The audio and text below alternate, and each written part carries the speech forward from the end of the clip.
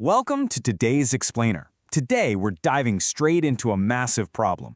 We are unpacking exactly why the one-size-fits-all approach to management is literally breaking our teams, and instead, we're going to explore a framework that actually works in the real world. You've probably seen this happen, right? Why do great employees suddenly become terrible bosses? You've got this rock star individual contributor, someone who has spent, say, 20 years just crushing it, turning in flawless work, hitting every single target. Then they get promoted to management, and bam, they hit a massive brick wall. Suddenly, they feel completely ineffective. I mean, they care about their team, they really try to be a good boss, but they just can't get their people to execute. It's a heartbreaking transition, honestly, and it leaves so many managers asking themselves, how on earth did I go from hero to zero overnight?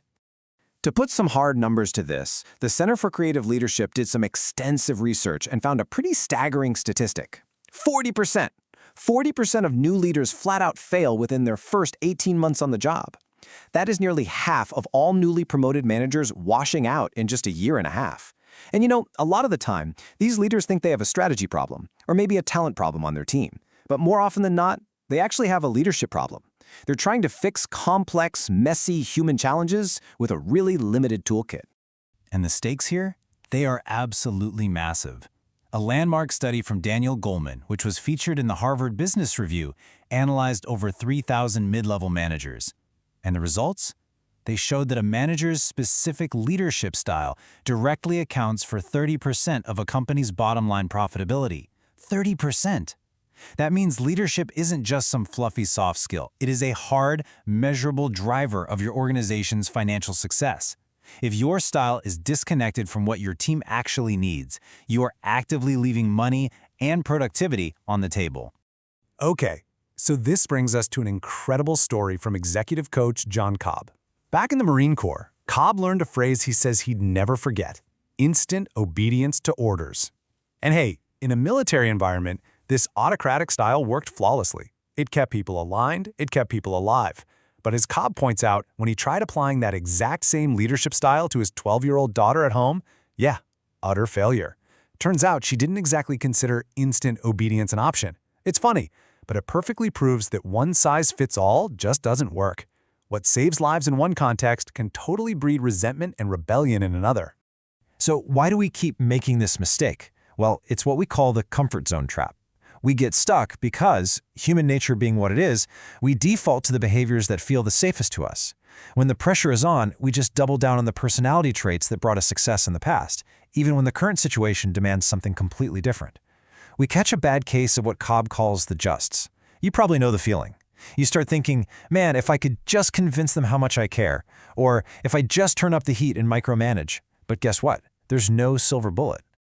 This actually maps perfectly to how we're naturally wired. If we take the famous DISC personality framework and map it to classic leadership styles, this fascinating pattern emerges. A dominant or red personality naturally gravitates toward autocratic control. They're all about results and action. An influential yellow personality naturally leans into transformational leadership, hyping people up with ideas.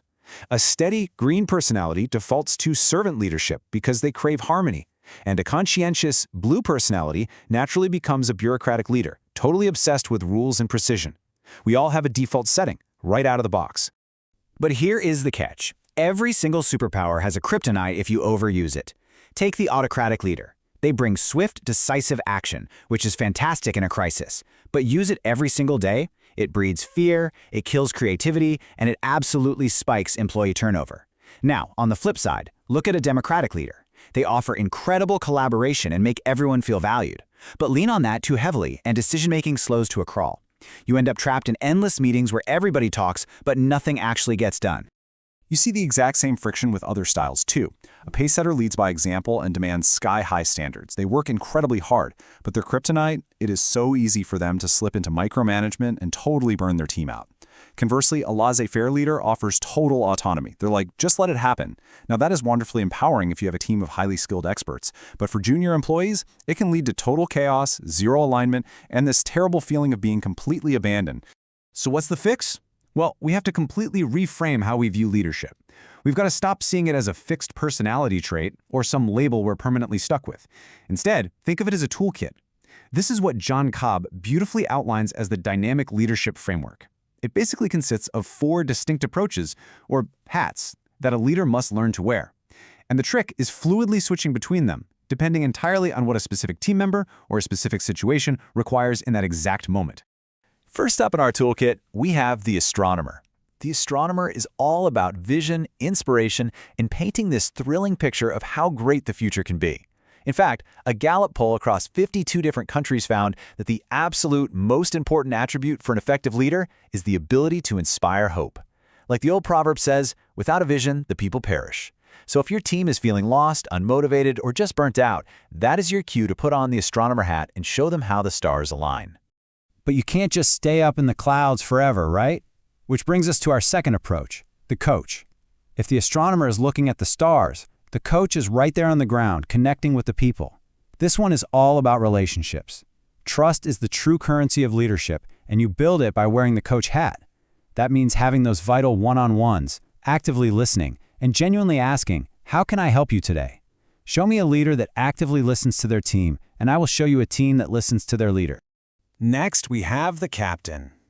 Now, acknowledging the harsh reality of management, this is often the most uncomfortable hat to wear, especially if you're a natural people pleaser. But it is absolutely essential. The captain is all about raising the bar and enforcing standards. Look, there are times when people might take advantage of your kindness or a critical project starts slipping. In those moments, you have to protect the integrity of the whole team by being firm. The captain steps in and says, "This is the standard, and we are not dipping below it." Finally, we've got the engineer. This one is all about rolling up your sleeves, shattering that whole ivory tower executive myth, and getting deep into the weeds with your team. Honestly, it doesn't matter how senior you get, sometimes you just have to stand shoulder to shoulder on the front lines and help execute the actual day-to-day work. The engineer brings speed, efficiency, and quality to the immediate task. It proves to your team that you absolutely are not afraid to get your hands dirty. The real secret to mastering this 4-part framework isn't just memorizing the hats. It's empathy. Deep, earnest empathy. You just cannot force everyone into your preferred style. For instance, if you are naturally a coach, you can't just say, "Well, I'll support you all day, but if you need an astronomer's grand vision, you're on your own." No, you have to stretch your comfort zone to meet your people where they are. Adapting your approach to fit their current phase of development is the non-negotiable hallmark of truly great leadership. Abraham Lincoln was literally a master of this concept. Instead of forcing everyone to march into the White House to see him, he would leave. He'd knock on doors, visiting people in their own offices, their own homes. He would sit down and actively listen to them before he ever made a decision or tried to drop his own wisdom on them. He perfectly embodied empathy, seeking to understand before seeking to be understood. Meeting people where they are isn't compromising your authority, it's an act of profound character. So how do we put this into practice? To become a true dynamic leader, you really just need to follow 3 straightforward steps. Step 1, acknowledge your own natural biases. Know your DISC profile, recognize your default comfort zone, and admit your blind spots. Step 2, learn the tools you're missing. Study the astronomer, the coach, the captain, and the engineer until you get comfortable with all of them. And step 3, deeply study your people. Figure out their unique motivations so you know exactly which tool to pull out of the bag when it counts. As we wrap up this explainer, I want to leave you with a provocative thought to challenge your daily habits. Tomorrow, when you walk into work or when you log on to that very first Zoom call, put your ego and your comfort zone completely aside. Look at the people in front of you and ask yourself one simple question. Exactly who does my team need me to be in this specific moment? Because the absolute best leaders aren't defined by a single style. They are defined by their ability to dynamically adapt to the people they serve.